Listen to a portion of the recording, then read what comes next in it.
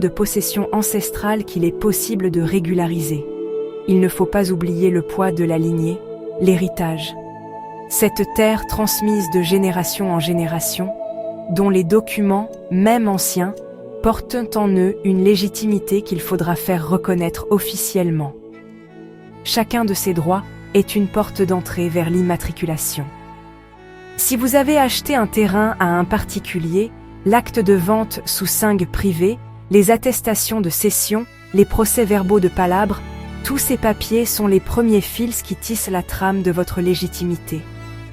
Ils ne sont pas le titre foncier, mais ils sont la preuve de votre bonne foi, le point de départ de votre histoire avec cette parcelle.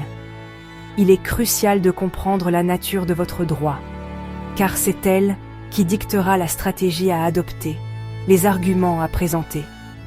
C'est la première pierre de l'édifice, celle sur laquelle tout le reste reposera. Sans ce droit préalable, clair et documenté, votre quête du titre foncier serait vaine.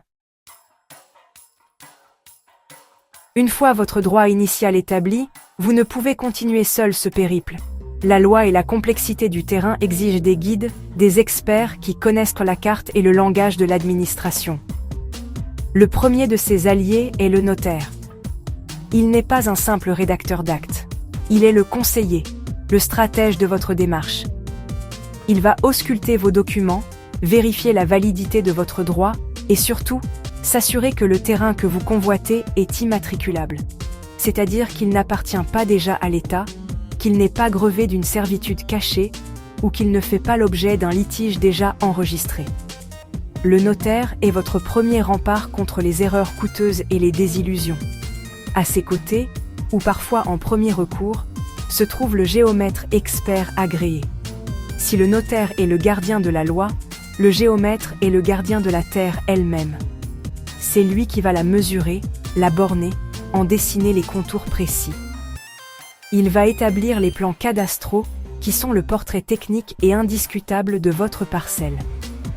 Son travail est fondamental, car le titre foncier ne protège pas une idée de terrain, mais une surface délimitée au centimètre près.